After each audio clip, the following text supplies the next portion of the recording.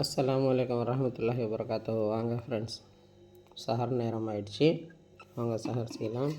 வழக்கம் போல் சாப்பாடு,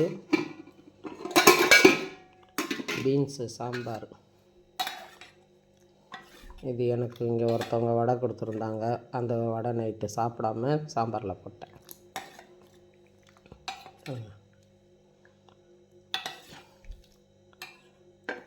தயிர், பொரியல், உருளைக்கிழங்கு, இவ்வளோதான். ஒரே ஒரு உருளைக்கிழங்கு போட்டு பொரியல், அவ்வளோதான். இது ஊறுக்காய், மாவள்ளிக்கிழங்கு ஊறுக்காய். வாங்க நீங்களும் சஹர் செய்யலாம். எல்லோரும் எப்படி இருக்கீங்க? நம்ம சஹர் செஞ்சு நோன்பு வச்சு அல்லாஹ்விடம் துவா செய்வோம், நமாஸ் படிப்போம், நமாஸ் படித்து துவா செய்வோம், குர்ஆன் ஓதுங்க, இபாதத் செய்யுங்க.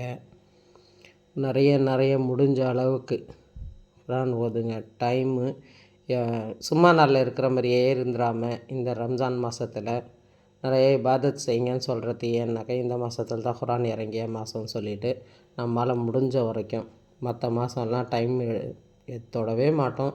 சில டைம் என்னன்னே பார்க்குறதில்ல. ஆனால் இந்த ரம்ஜான் மாதத்தில் கொஞ்சம் நிறைய இபாதத் செய்வோம், குர்ஆன் ஓதுவோம்.